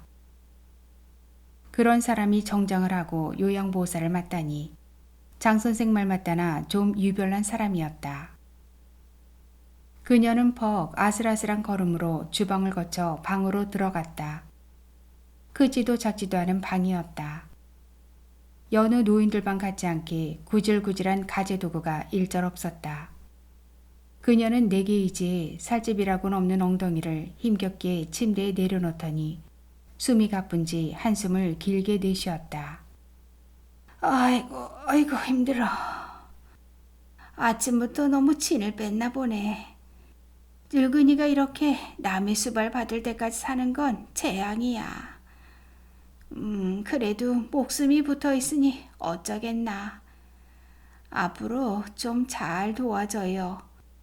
무엇보다 청소를 신경 써줘. 꼴도 이런데 집같이 주접하면 누가 발을 들여놓고 싶겠나. 자식들은 특히 더 그래. 나이 들면 제일 잘 보이고 싶은 게 자식이거든. 목욕도 외출도 인제 혼자서는 못하니까 좀 도와주고 반찬도 두어 가지 만들어주고. 작년까지만 해도 혼자 다 됐는데 인제 영 어려워. 이렇게 하루하루 시들다가 결국 죽을 건데 너무 오래 걸리는구만. 애조가 스민 담담한 말투였다. 불현듯 코끝이 시큰했다. 나는 아릿해진 콧잔등을 문지르며 사진이 몇 장 걸려있는 벽 쪽으로 눈길을 주었다. 그곳에는 한 여인의 역사가 빛바랜 모습으로 걸려 있었다. 사모간대를 입은 남자 곁에 원삼을 입은 그녀가 쪽두리를 쓰고 두 손은 한삼으로 가린 채 겁먹은 얼굴로 서 있었다. 그 옆에는 남편과 새 아이를 데리고 찍은 사진도 걸려 있었다. 의자에 앉은 그녀 곁에 깡통한 옷차림으로 새치름하게 서 있는 여자아이가 맞이고 부부의 무릎 위에 앉은 남매가 둘째와 셋째인 듯했다. 모두 무표정하고 행색이 초라해서 저렇게도 사진을 찍고 싶었을까 하는 생각이 들었다. 하이힐을 신은 양장 차림에 선글라스를 끼고 찍은 중년 시절의 그녀도 있었다. 그때 그녀는 세상에 부러울 것 없어 보였다. 자녀들이 결혼 후 찍은 듯한 가족사진도 있었지만 남편은 이미 사별했는지 보이지 않았다. 많지 않은 사진 속에 깃들인 한 여인의 생애는 녹록지 않아 보였다. 그마저 노랗게 변색되어서 사그라지고 있는 그녀의 생을 말해주는 듯 했다. 고개를 돌리자 그녀가 투피스를 입은 채 침대에 누워 물끄러미 내 쪽을 바라보고 있었다. 옷을 벗겨드리겠다며 다가가자 그녀가 스스럼 없이 몸을 맡긴 후 묻지도 않은 말을 늘어놓았다. 큰딸이랑 아들은 서울 살고 작은 딸은 미국에 살아. 내가 옛날에 포목 장사를 해서 돈을 좀 만졌거든. 가게를 3개나 갖고 있었어. 그래서 결혼식 때는 집도 하나씩 사주고 미국 가겠다는 애는 유학도 보냈어. 다들 멀리 있어도 얼마나 마음을 써준다고. 이 옷도 뉴욕에 사는 작은 딸이 보내준 거야. 좀 오래전이지만. 마치 준비된 대사 같았다. 그런데 왜 이런 지하방에 사세요? 라고 물어보고 싶었지만 그럴 수는 없었다. 자칫 노인의 자존심을 건드릴 수가 없었다. 그건 가장 조심해야 한다고 여러 번 교육을 받은 참이었다. 나는 그저 웃으며 천천히 그녀의 양팔을 들어올려 재킷을 벗기고 스커트도 벗겼다. 빈 주머니처럼 쭈그러든 젖가슴과 삭정이처럼 메마른 허벅지가 낡은 속옷 아래 드러났다. 긴 생애를 산 여인의 몸은 여능 같은 세월이 흔적에 휩싸여 있었다. 한때는 갓 피어난 꽃처럼 아름다웠을 몸이 시들다 못해 메말라가는 모습은 참혹했다. 나는 얼른 그녀의 보잘것없어진 몸에 이불을 덮어주고 일어섰다. 그때 전화가 왔다. 물레 여사의 딸이었다. 때뜸 요양보호사가 너무 자주 바뀌어서 짜증스럽다는 말부터 했다. 어째서 다들 다 늙은 노인네 비위 하나 못 맞추는지 모르겠다는 푸념도 했다. 그리고는 그녀를 바꾸라고 하지도 않고 잘 부탁한다는 말만 하고는 끊어버렸다. 그녀를 돌아보았다. 그녀가 딸과 통화하기를 기다리고 있을 것만 같아서였다. 다행히 그녀는 입을 커다랗게 벌린 채 단잠에 빠져 있었다. 컴컴한 입속이 왠지 섬뜩했다. 그 후 여자는 가끔 전화를 해서 그녀의 상태를 확인하곤 했다. 통화는 여자가 원할 때만 이루어졌다. 그마저 길지 않았다. 늘 의례적인 질문과 답이 오갈 뿐이었다. 오늘도 여자는 전화를 받지 않는다. 물레 여사는 미간을 잔뜩 일그러뜨린 채 여전히 발소리에 귀를 기울이고 있다. 늘어진 눈꺼풀을 꾹 감고 마음을 모으느라 호흡까지 고요했다. 이제 곧 잠이 들 것이다. 나는 그녀가 잠들기를 기다리며 그녀가 하지 않은 말들을 듣는다. 저 소리들 좀 잘 들어봐. 우리 집으로 오는 발소리가 있을 거야. 저 때면한 다음 날 그녀가 느닷없이 한 말이다. 버스 정류장으로 가는 길목에 있는 반지하방에는 온갖 소음이 다 밀려들었다. 수없이 지나가는 발소리는 말할 것도 없고 차들의 소음, 사람들의 말소리, 영업용 차량들이 틀어놓은 마이크의 광고 멘트, 클렉슨 소리. 그 소리들이 골목을 향한 창으로 앞다퉈 몰려든다. 몰래 여사는 그 속에서 자꾸 발소리를 들어보라 했다. 장 선생도 김 선생도 싫어했던 바로 그 일이었다. 나는 느낀 대로 말했다. 소리들이 다 뒤엉켜서 뭐가 뭔지 모르겠는데요. 몰래 여사가 셀쭉한 눈길로 쏘아보았다. 저게 왜 안 들리냐는 듯한 눈길이었다. 며칠 지나도 마찬가지였다. 그 소리들은 내 귀를 막고 싶은 소음에 불과했다. 나는 또 같은 대답을 했다. 그녀가 벼랑간 역정을 했다. 귀가 반이나 먹은 나도 듣는데 어째 젊은 사람 귀에 안 들린단 말이야. 마음이 없으니 그렇잖아. 마음을 모아봐 좀. 아이고, 마음으로 들어야 들리는 걸 제가 어떻게 듣겠어요. 짜증이 좀 나긴 해도 나는 웃으며 대꾸했다. 그러자 그녀가 미간을 바싹 좁히며 냅다 소리를 질렀다. 이 사람이 지금 장난하는 줄 아나? 대체 교육을 어떻게 받았기에 사람 말을 그렇게 우습게 알아? 당장 가버려. 보기 싫어. 그녀는 바르르 떨기까지 했다. 놀랍기도 했지만 어처구니가 없었다. 어머, 사람을 우습게 하는 건 그녀가 아닌가. 아니, 그렇지 않고선 저렇게 포달스러운 목소리로 아랫사람 꾸짖듯 할 순 없잖아. 더구나 가버리라니. 보기 싫다니. 화가 치밀었다. 그렇다고 휘간이 나와버릴 수는 없었다. 평가가 나빠지면 다음 수급자를 배당받는데 지장이 있었다. 그런데 그녀가 뒤통수에 대고 악패듯 소리를 질러댔다. 가라니까. 가라고. 거의 발작에 가까운 분노였다. 늙은이들이란 하여튼. 나는 더는 참을 수가 없어 속으로 한마디 부르짖고는 고무장갑을 벗어 팽개치고 나와버렸다. 내가 그만두기까지는 꼭 일주일이 걸린 셈이었다. 장 선생은 별 생각 없이 발소리가 들린다고 했다가 하루에 10번 넘게 현관문을 여닫은 적도 있다고 했다. 나는 그런 일을 겪지 않아서 그나마 다행이라고 생각해봤지만 일주일 만에 그만두자니 어째 패배자가 된 기분이었다. 나는 서글픈 기분으로 정류장으로 향했다. 센터장이 전화를 해온 것은 막 정류장에 도착했을 때였다. 방금 이물레 수급자가 전화했는데 무조건 잘못했다고, 다시는 안 그런다고 제발 와달래요. 하 선생, 우리 이 일 돈 때문에 하지만 봉사의 마음도 있잖아요. 그 할머니 그렇게 싹싹 비는 거 처음인데 좀 봐드립시다. 네? 센터장의 말은 더없이 간곡했다. 그러자 잘 보이고 싶었다며 투피스를 차려입고 서 있던 그녀가 떠올랐다. 그렇게 해서라도 처음 만난 사람의 마음을 사로잡고 싶어하던 그녀의 간절함이 마음을 흔들었다. 큰딸이 전화해 안색이 변한 내 어깨를 토닥이던 손길도 생각났다. 나는 발길을 돌렸다. 누군가의 손길이 없으면 무능하기 짝이 없는 노인을 돌보는 게 내 일이란 다짐을 하고 또 하면서 집으로 들어서자 그녀가 초조한 낯빛으로 기다리고 있다가 반색하며 손을 부여잡았다. 하 선생, 아까 미안했어. 내가 불뚝 성질이 좀 있어. 그럴 땐 늙은이 도망났다 생각하고 좀 봐줘.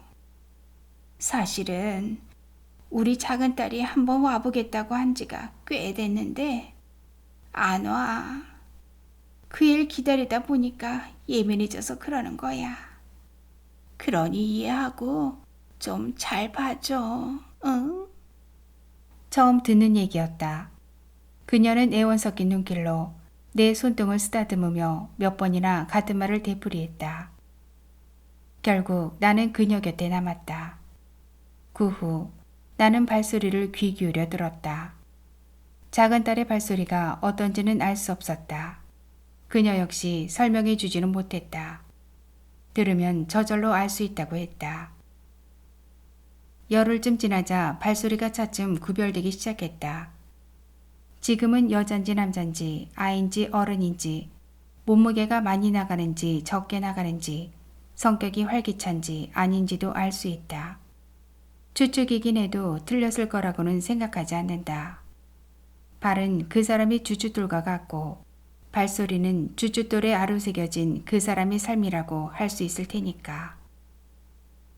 물레 여사는 종일 발소리를 들으며 남모르는 사람의 내력을 추측하기를 즐겼다. 그래야 하루를 지겹지 않게 보낼 수 있었다. 그녀의 분석은 다양하고 세밀했다. 저 발소린 남자 같아도 여자야. 저건 남자 건데 고등학생 정도 됐겠네. 아이고, 저건 할 일 없는 늙은이 것이군. 저 알몸은 어딜 가는지 오늘 또 나가는구만. 그래. 저희는 날마다 저렇게 술을 퍼먹어서 어쩌려고 저러나. 그녀의 말은 다 맞는 듯 했다. 사실을 확인할 수는 없지만 상상은 재미있었다. 그것은 그녀의 하루 소일거리였다. 처음에는 단지 그렇게 생각했다. 그런데 석 달인가 지난 어느 날 물레 여사가 들뜬 목소리로 다급하게 나를 불렀다. 발톱을 깎아주는 중이었다. 그녀의 발톱들은 오랫동안 방치된 무좀 때문에 신발을 신을 수 없을 정도로 부풀어 있었다. 그것을 깎을 때마다 혹시 통증이 있을까봐 조심하던 참이라 갑자기 부르는 소리에 놀라서 고개를 들었다. 그녀는 검지를 입술에 갖다 붙이고 조용히 하라는 신용을 했다. 그리고는 나를 밀쳐내더니 두 다리를 침대 아래로 늘어뜨린 후 바깥 소리에 더욱 귀를 모았다. 불안과 기대가 뒤섞인 얼굴에 설렘이 일렁였다. 이윽고 그녀가 나를 돌아보았다. 저 발소리. 들리지? 드디어 작은 애가 오고 있어. 좀 있으면 우리 집 배를 누를 거야. 그러면 얼른 문을 열어줘. 기다리게 하지 말고. 먼 길을 왔으니까. 알아볼 수나 있을래나? 너무 오랜만인데. 근데 왜 이렇게 급작스럽게 오는 거야? 기별이나 좀 하지. 그녀는 혼자 푸념하면서 내가 부축하기도 전에 침대 아래로 내려서더니 휘청거리며 거울 앞에 앉았다. 거울 속에는 꾀꾀한 얼굴에 주름투성인 노파가 새하얀 머리털을 이고 앉아 있었다. 그쯤 누워있는 날이 많아진 그녀의 기력은 전과 달랐다. 처음에는 50m 정도는 걸을 수 있었는데 이젠 그마저 힘들었다. 매일 보행기를 붙잡고 방안을 맴돌던 노력도 접어버렸다. 마치 바다 깊이 내렸던 닻을 거두듯 생을 접는 느낌이었다. 그런데 그날 거울 속에 있는 얼굴은 어느 때보다 환했다. 나는 정말 무슨 소리가 들리나 싶어 바깥 소리에 귀를 기울였다. 그러나 한낮의 골목은 그날따라 민방위 훈련이라도 하는 것처럼 고요했다. 나는 막연하게 불안감을 느끼며 그녀를 돌아보았다. 그녀가 홍조된 얼굴로 옷장을 가리키며 말했다. 거기 그 하늘색 투피스를 좀 내줘. 걔가 오는데 입고 있어야지. 나는 잠자코 옷장에서 투피스를 꺼냈다. 그녀는 긴장한 눈길을 현관문에 둔 채 거칠한 입술에 립스틱을 바르고 젖은 꽃이 피어 얼룩덜룩한 얼굴에 서둘러 파운데이션을 펴발랐다. 그녀가 거울 속에서 웃는 얼굴로 내게 물었다. 들리지? 저 발소리. 이제 곧 배를 누를 거야. 그녀의 목소리는 오랜만에 생동감이 넘쳤다. 나는 빙긋 웃음으로 답한 후 그녀에게 옷을 입혔다. 그녀는 힘겹게 팔과 다리를 들었다 내렸다 하면서도 연신 벙글거렸다. 옷을 다 입은 후 그녀는 소중한 것을 만지는 듯 조심스러운 손길로 옷자락을 자꾸 매만지며 초조하게 문을 바라보았다. 화장대 앞 시계의 초침 소리가 유난히 크게 들렸다. 마음이 조마조마했다. 나는 부디 어떤 발소리가 문 앞에 당도하기를 간절히 바랐다. 발소리는 끝끝내 가거워지지 않았다. 물레 여사의 얼굴에 실망감이 산그늘처럼 서서히 내려앉기 시작했다. 그녀는 한참 동안 눈을 감고 있다가 떴다. 눈꺼풀이 떨리며 꺼진 볼 위로 눈물이 주르르 흘러내렸다.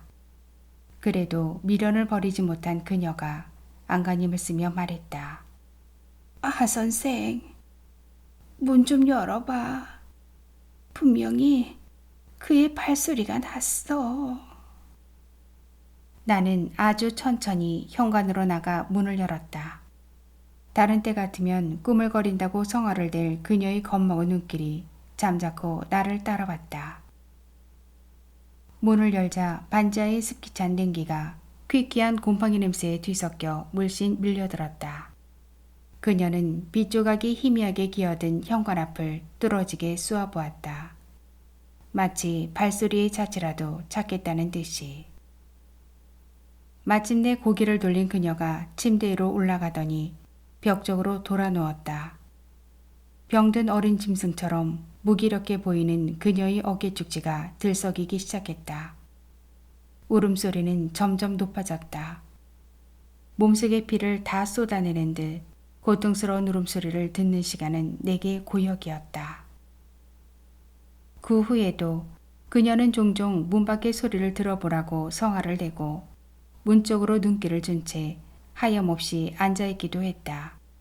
그러다 결국 아무도 오지 않는다는 것을 문득 깨닫고는 같은 말을 변명처럼 되풀이했다. 그래, 기별 없이 올해가 아니야. 멀리 있으니까 이렇게 보기가 힘드는구만. 그런데 이렇게 연락을 안 할 애가 아닌데 이제 내가 가진 게 없어서일까?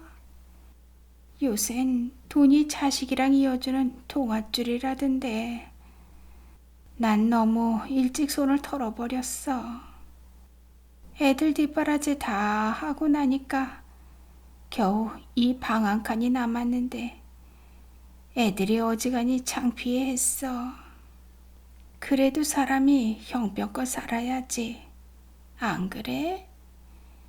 이젠 딸년도 아들놈도 통 오질 않아.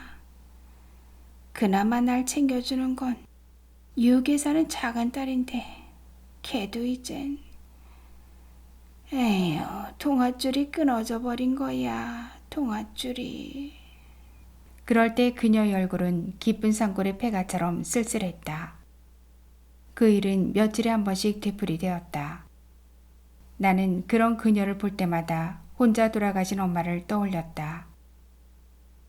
엄마는 내게 아프다고 투정을 할 때마다 요양병원에서 하루하루 사이어가는 생에 대해 통증을 느꼈는지도 모른다.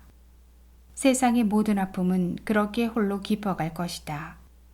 나는 겪지 않아 알 수 없었던 그 고통이 그녀를 보고 있으면 엎질러진 커피 자국처럼 진하게 내 마음을 물들였고 엄마에게 미안한 마음도 꼭 그만큼 깊어졌다.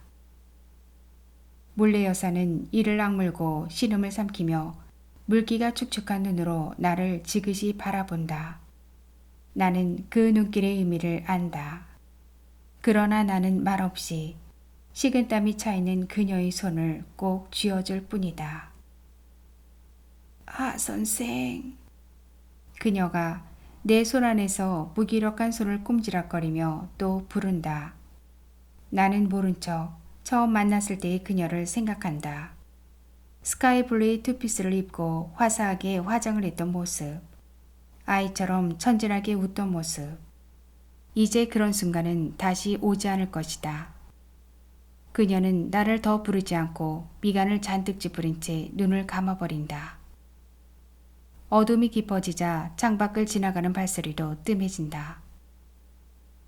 불을 끈 실내에 가로등 불빛이 비쳐 방안은 그녀의 고통과 상관없이 아늑한 느낌이다. 그녀는 조금 전에 잠들었다. 결국 나는 우는 아이에게 젖꼭지를 물려주듯 평소보다 많은 처방을 했다. 물론 그녀가 원하는 만큼은 아니다. 이제 방 안에는 고르지 못한 그녀의 숨소리와 신음소리, 간간히 내쉬는 한숨 소리뿐이다. 누구도 올 사람은 없다. 두어 달 전, 그녀가 침대에서 처음 굴렀을 때 나는 그녀의 큰딸에게 상황을 전했다. 작은 따님을 너무 기다리신다고. 며칠 전 새벽에도 딸이 오는 발소리를 듣고 황황히 침대를 내려오다가 그렇게 되었다고. 그러니 누구든 한 번은 와봐야 하지 않겠느냐고 말했다. 여자가 대뜸 어이없어하며 말을 받았다. 엄마가 정말 그랬단 말이에요? 동생 관계 벌써 5년이나 됐는데 오래 사니 자식을 다 앞세운다고 그렇게 가슴 아파해놓군. 아, 노인네 갈수록 예산 일이 아니네. 어쩜 좋아. 여자는 염려보다는 귀찮은 기색이 역력한 목소리로 어쩌면 좋지라는 말을 몇 번 더 하고는 일단 알겠다며 전화를 끊었다. 그러나 다음에 다시 통화할 때는 여전히 바빠서 당분간은 갈 수가 없으니 잘 부탁한다는 말뿐이었다. 곁에 있다면 따귀를 때렸을지도 모를 만큼 화가 치밀었다. 좀 너무하지 않느냐고 소리를 질렀지만 이미 전화가 끊어진 후였다. 잠든 그녀를 내려다본다. 베갯잇이 흥건히 젖어 있다. 소녀처럼 잘 웃던 그녀는 이제 자면서도 운다. 며칠 전 실수를 하여 어쩔 수 없이 아랫도리를 내놓고 있을 때도 울었다. 수치심으로 붉어진 얼굴을 감추려 야윈 두 팔로 얼굴을 가린 채 눈물을 흘렸다. 미안하오, 하 선생. 이런 일까지 하게 해서. 내가 일이 될 줄 어찌 알았겠나. 포목장 살 때는 누구보다 건강하고 멋쟁이란 소리를 들었는데 아랫도리를 내놓고 이리 누워있게 될 줄 정말 몰랐다네. 나 더 못쓰게 되거들랑 그냥 버려둬. 그러면 늙은이 목숨은 서서히 끊어지게 돼 있어. 그게 날 도와주는 거야. 진심이야. 꼭 그래줘.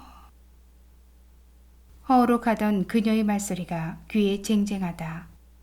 방안을 한번 휘둘러 본다. 방 안의 풍경은 처음과 많이 달라졌다. 단출했던 그녀의 방은 이젠 의료용으로 복잡해졌다. 그녀가 제일 먼저 구입한 것은 임대용 전동 침대다. 그 곁에 안락의자처럼 생긴 이동변기가 누여 있다. 그녀가 가장 모욕적으로 생각하는 물건이다. 그럼에도 그것은 방 안에서 가장 그럴싸한 모양새를 하고 있다. 원목으로 만든 안락의자 모양이 베이지색 레자 등받이와 방석 모양의 뚜껑을 갖추고 있다. 그것은 그럴싸한 자태와 달리 아침마다 고약한 냄새를 풍긴다. 그것을 깨끗이 씻는 일이 출근해서 내가 가장 먼저 하는 일이다. 다시 그곳에 그녀가 앉을 수 있을지는 알 수 없다. 테이블 위에 폰이 들들거린다. 여자인가 싶어 얼른 번호를 확인했다. 센터장이다. 나는 오늘 날마다 찍게 돼 있는 출퇴근 바코드를 찍지 않았다. 이번엔 물레 여사의 전화가 울었다. 역시 센터장이다. 나는 잠시 망설이다가 여자에게 또 전화를 건다. 전화는 여전히 연결되지 않는다. 이 옆였네. 나중에 얼마나 후회하려고. 나는 안타까움과 분노로 얼굴도 모르는 여자를 향해 힘껏 욕설을 내뱉는다. 야, 이 천하의 나쁜 년아. 제발 전화 좀 받아라, 전화. 물레 여사가 통증 때문인지 신음을 흘리다가 또 흐느낀다. 나는 무기력하게 그녀를 돌아본다. 창밖으로 또 한 사람의 발이 서둘러 지나간다. 지금까지 정인 작가의 작품 누군가 아픈 밤을 감상하셨습니다. 인간 실존의 근원적 중심이랄 장소가 바로 집이며 인간은 그 장소와 유대감을 맺고 살아간다고 합니다. 그러나 현대인들에게 집은 더 이상 안온한 장소가 아니고 가족 역시 끈끈한 혈육의 정을 나눌 수 있는 관계성을 잃어버린 지 오래라고 말하기도 합니다. 가슴에 새겨지는 이 묵직하고 쓸쓸한 상처를 어떻게 회복할 수 있을까요? 정인 작가는 소설 속 작가의 말을 통해 세상은 우울하고 혼탁하고 극악해져서 희망이 점점 사라지는 것 같아도 자연은 변함없이 제 역할을 수행하고 있는 것이다. 나는 소설도 그럴 수 있기를 바란다.